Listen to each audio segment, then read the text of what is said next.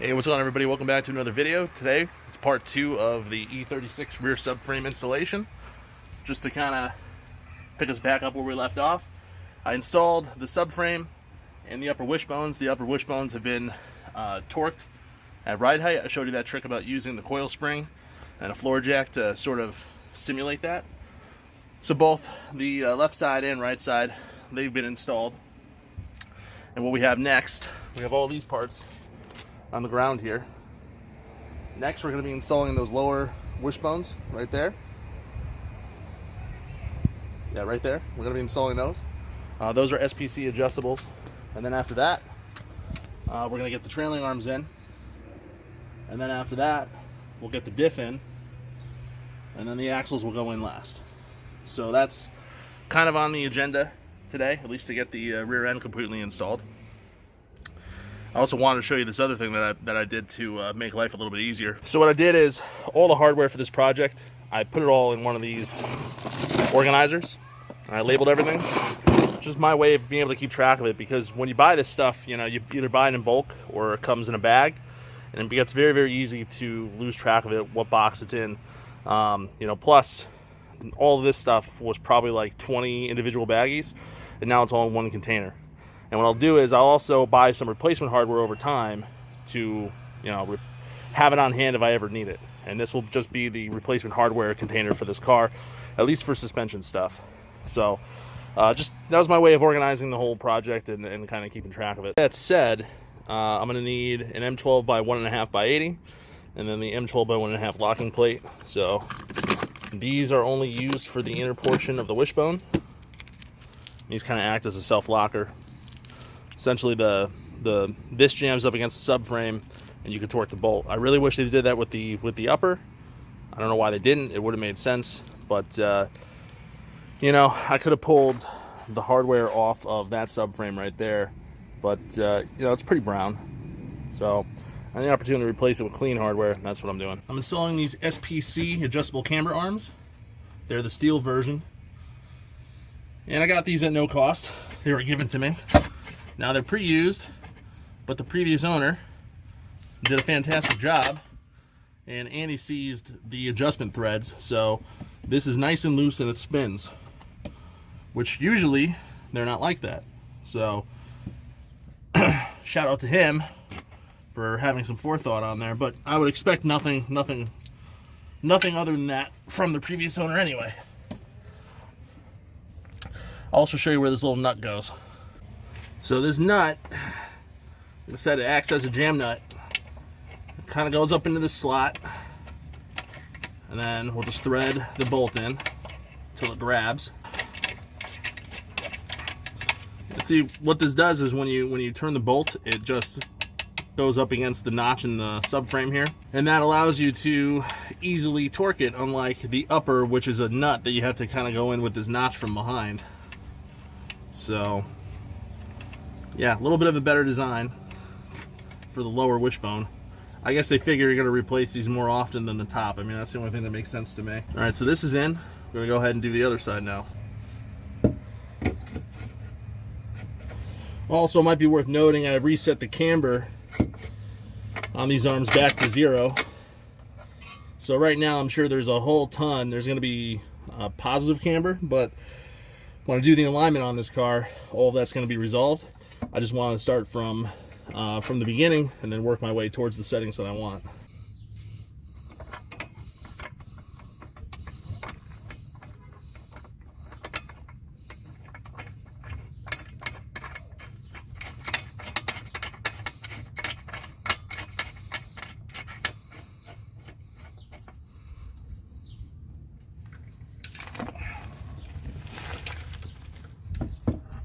So next up, we got to go ahead and get the trailing arms ready for installation.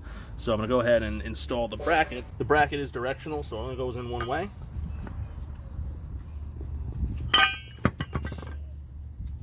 And another thing I'm going to do, even though these bolts are coated, I am going to put some anti-seize on the shank of the thread here, or the shank of the bolt here, because sometimes these have a tendency to get seized inside the metal sleeve of these ball joints, and don't want to deal with that. So I'm not putting anti-seize on the threads, it's just on the non-threaded portion of the bolt.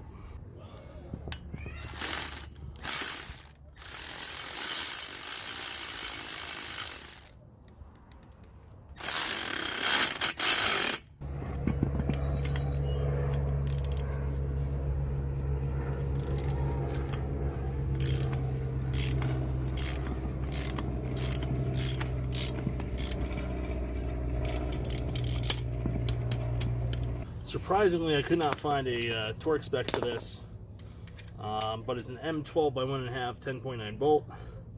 So we're going to go ahead and torque it at 77 Newton meters, which is the same as the rest of the suspension.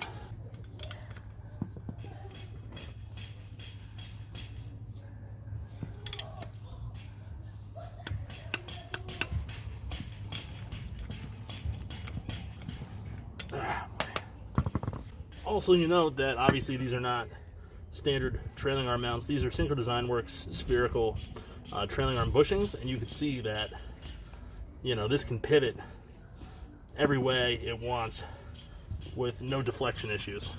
I'm going to compare that to the rubber bushing, which I have on the old trailing arm.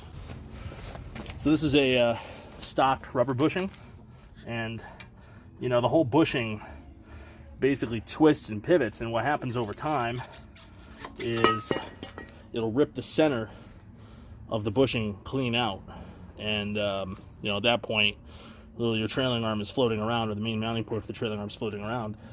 In addition, you know, this thing can bind up too. It doesn't give you the articulation that you need, or really the movement that the suspension needs. So obviously the Synchro Design Works trailing arm bushings are a much better option. In additional, you know, the other way to compare this too is if you were to take a pry bar and shove it up in the pocket and try to move the bushing, you know, this whole thing, the whole trailing arm will move around, and that's happening as you drive down the road. So your toe angle for the rear is always changing with the stock rubber bushing in place. The Synchro bushing does not allow for a toe change because it's a totally rigid mounting point that allows for complete articulation of the suspension, so to speak.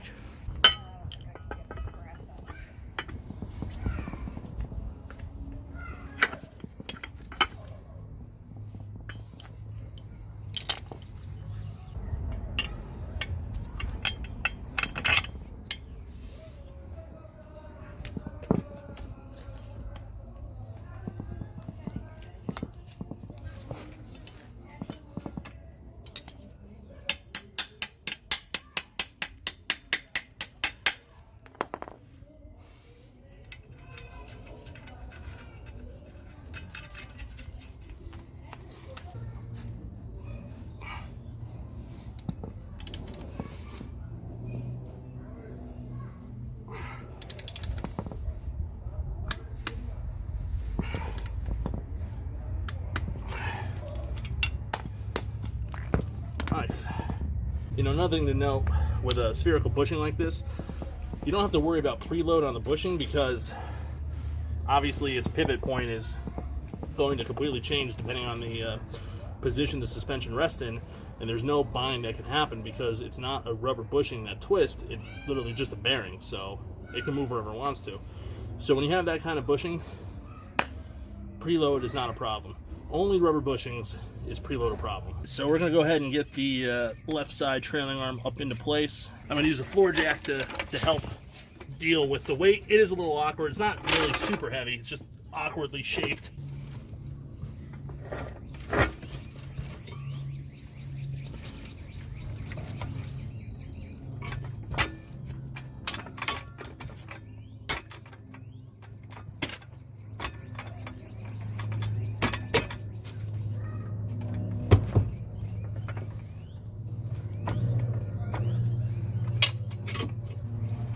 Get this thing lined up.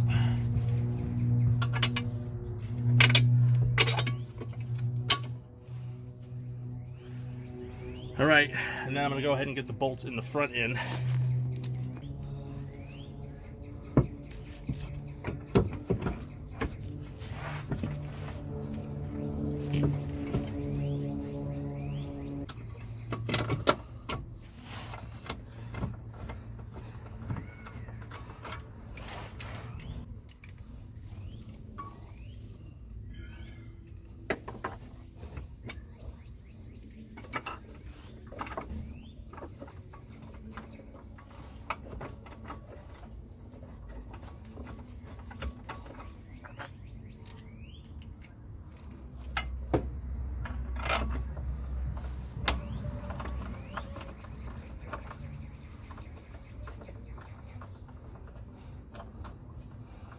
Nice. All right, cool.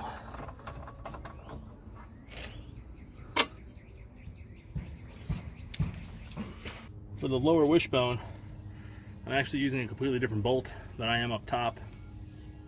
This is an M12 by 175. It's 90 millimeters in length, because I do not need to use the eccentric bolt anymore, because the stock camber arm is no longer there.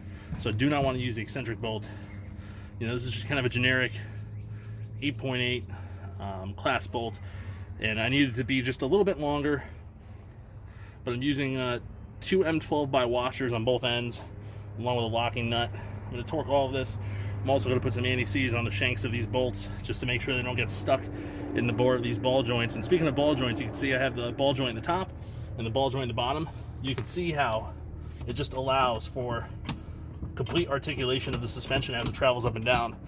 So there's not going to be any of the typical deflection you normally see. Now this is normally a ball joint on all the E36s.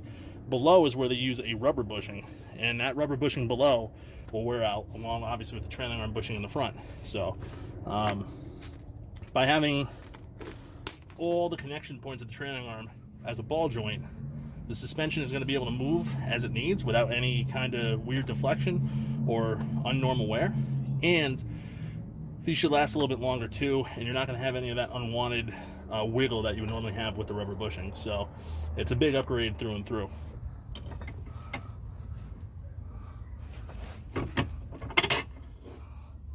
Nice.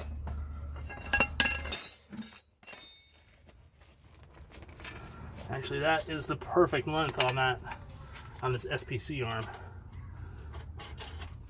So happy about that. All right. Next steps, I have to get the shock installed. I'm gonna get the spring in there.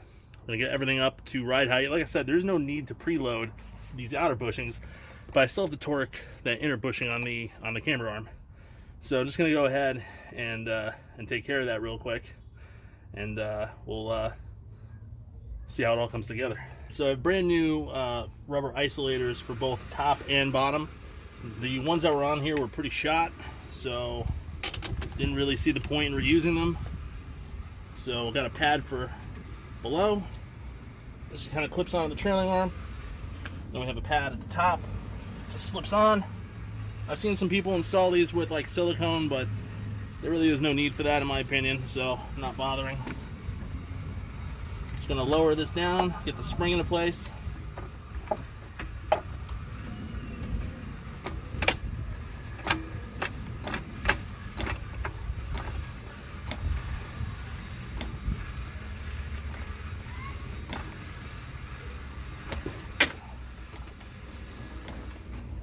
There we go, looking good. Just gonna lower it down slightly here, and then next I'm gonna get the shock into position. You know, like I said, that upper shock mount is in really rough shape. I'm gonna deal with that later, but for the time being, I just want to get the rear suspension installed, and we'll replace all of that sheet metal, you know, once the car is on the road. In the meantime, I have the factory BMW shock mount reinforcements, which I can put up there, and that'll hold the shock in place for now, but we'll permanently and correctly fix it at a later date.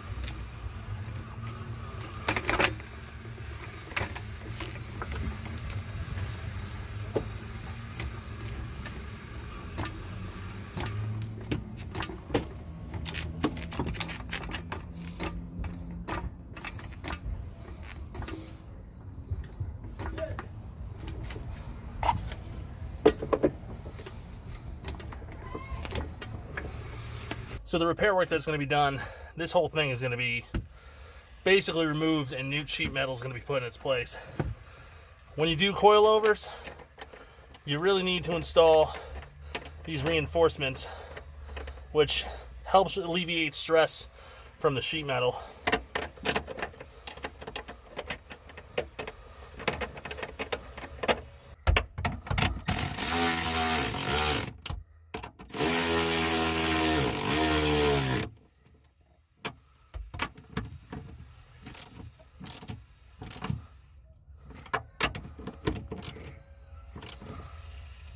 I'll torque those later, but you know, in the meantime, like I said, that reinforcement plate, which should be installed with coilovers or any kind of lowered suspension, that should always be done. The fix that somebody had created is they just put these shitty washers in place, and the shocks weren't even really tied into the rear suspension. It was pretty bad. Always buy those plates with coilovers, performance shocks, you name it. I mean, in general, you will want to install these. It'll save you grief. But the replacement sheet metal for these is only like 40 something bucks. I'll probably have to pay body shop a couple hours of labor to do it, but that's fine. I don't care. It'll be fixed properly, and that's all that matters. All right, we're going for 77 Newton meters on this upper M12 by 1.5 class 10.9 bolt. Nice. Go the same on this lower wishbone bolt. Same spec.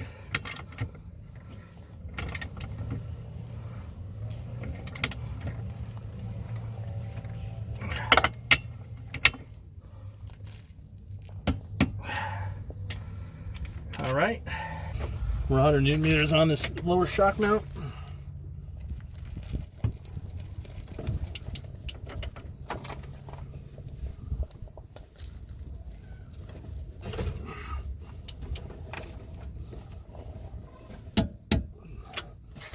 And then we're going to do 88 Newton meters on this 8.8 bolt here. Like I said, this is a 8.8 versus a 10.9, and it's also a 1/7/5 thread pitch.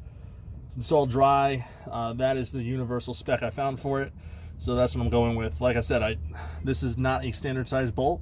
It's the right diameter, but it's a different thread pitch, and because I'm not using obviously the eccentrics with this camber arm, I'm not going off the factory hardware torque spec. I'm going off sort of a universal industry standard for it.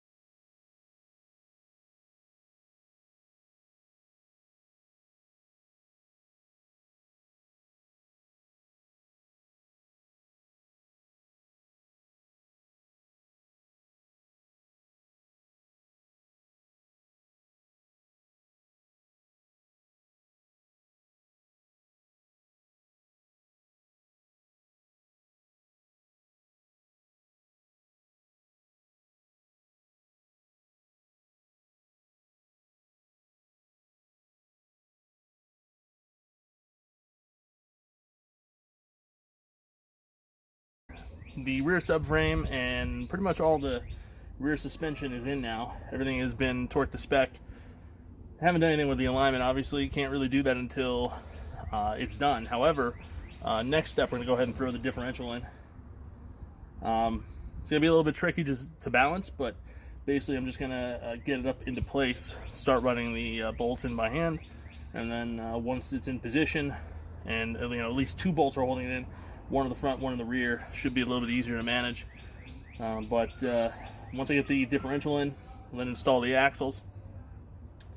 And then from that point forward, pretty much all the work in the rear will be done. Obviously with the exception of brakes and plugging stuff back in and ABS wheel speed sensors and all that stuff. But you know, at this point, making pretty good progress. It's been pretty smooth. Everything's gone together nicely. Also, putting in those shock mount reinforcements at the top of where that damage has occurred should be okay for a while. But like I said, I'm going to definitely go ahead and fix that before spending any considerable time on the track. But that's going to be good enough for now to hold it together. But with that, let's go ahead and get this differential in.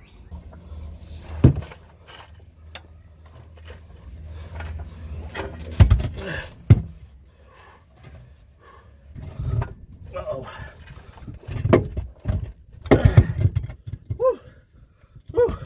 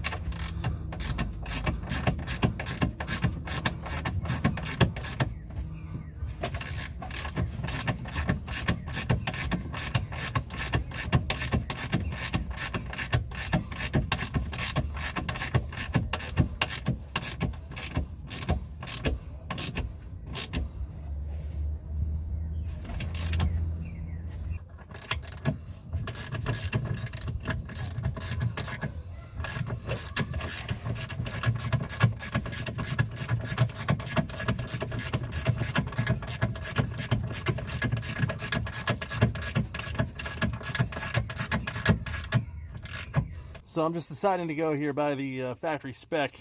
They're M12 by 1.5, class 10.9, so 77 newton meters. Obviously you're seeing this pattern.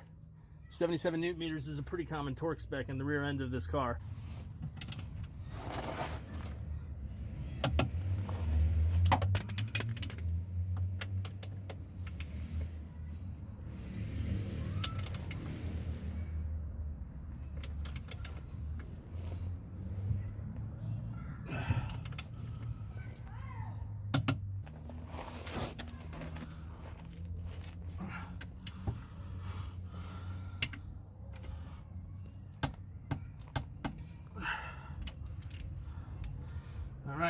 All right, we're now ready to install the axle shafts. And back in December when I bought this rear end, I had a real shitty time removing these axles out of the hubs. Now, obviously, these are brand new hubs, but I'm going to tell you right now that on this application, the spline fitment into the hub is almost an interference fit. It's almost like it gets pressed in. So it does take quite a bit to remove them, but it also takes quite a bit to install them. With that said, I have a special axle puller that grabs onto the end of the stub axle here, or the end of the CV shaft, and it pulls it through. And then the same tool could also be used to press it out. Now I'm going to stack the deck here. Go ahead and use a little bit of copper anti-seize on the threads here.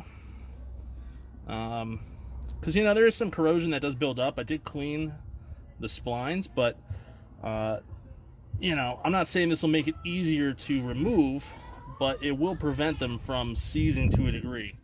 So, you know, this is, like I said, just stacking the deck in my favor. Here's one portion of the tool. This is an M27 by 1.5 adapter, which is what the threads are for this axle. And that just threads on.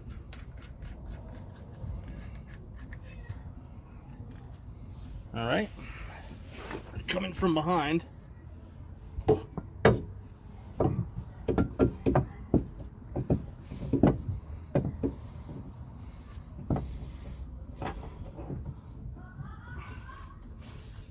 and get the axle started.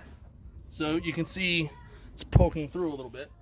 Here's our press adapter. This goes on the hub, and then our press assembly threads in to that adapter. So we're going to put that until it bottoms out like so. Then we're going to take the nut and thread that in. So that's what this looks like right here. Next, let's take 2 axle bolts. I'm going to thread them into the hub. I'm just going to take a pry bar so that as I'm pulling the axle in, the hub doesn't spin with it.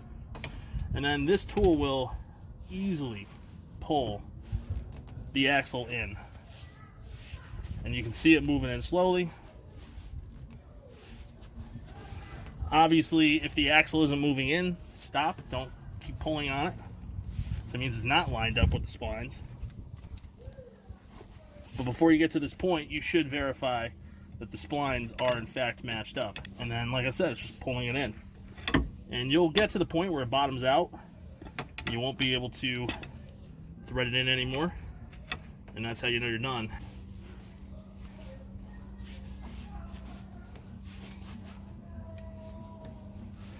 Now this tool comes with different adapters. You know, the common one for BMW, they're going to be M24 by 1.5 or M27 by 1.5.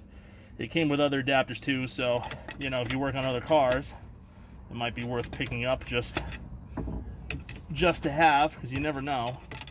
And a stuck axle can really screw up your day. So, all right, it bottomed out. So I'm just going to back the nut off, pull that out, pull the adapter off, and we're there. Pulled in the axle, no problem at all. Put the new axle nut on.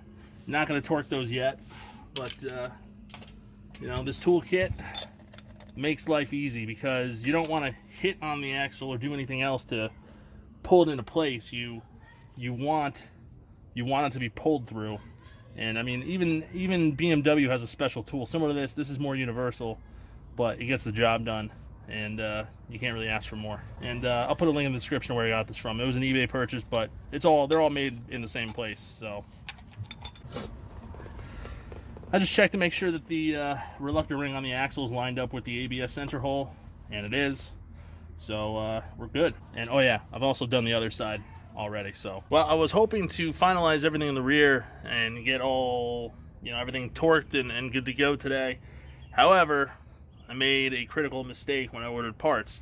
So right in there, you can, I don't know if you'll be able to see it, but the axle bolts up to the differential flange, and there are these axle bolts, and they're called axle bolt supports. They are supposed to go in, and you know, there's obviously a certain size that they need to be, and I ordered the wrong ones. Ordered the ones for an E36 328 versus an E36 M3. You know, which is funny because I manage the BMW parts catalog for FCP Euro, so I'm looking at this stuff all the time, and I ordered the wrong bolts. So, you know what, even though I would consider myself an expert at this, everyone makes mistakes. It happens, especially when you have parts from a completely different car that shouldn't be going in the car that are going in the car. So it's really easy to, you know, look up the wrong thing in that situation. So with that said, I got to return, you know, the ones that I order the correct ones, and then I'll torque them at a later date. So this will complete part 2 of the E36 subframe installation, or E36 rear end installation. There will be a part 3 because I need to install the wheel speed sensors, rear brakes, all of that stuff. So part 3 will be coming at a later date. In the meantime, I have other work that I have to get done in the car, and that's what I'm going to do. So like always, thank you for watching. Go ahead and hit that subscribe button. If you like the video, hit like. Any questions, comments, concerns, whatever, leave it in the comment box below. Also follow me on Instagram. My Instagram username is in the description below with a link. Other than that, like I said, thank you for watching. I'll see you for the next one. Later, guys.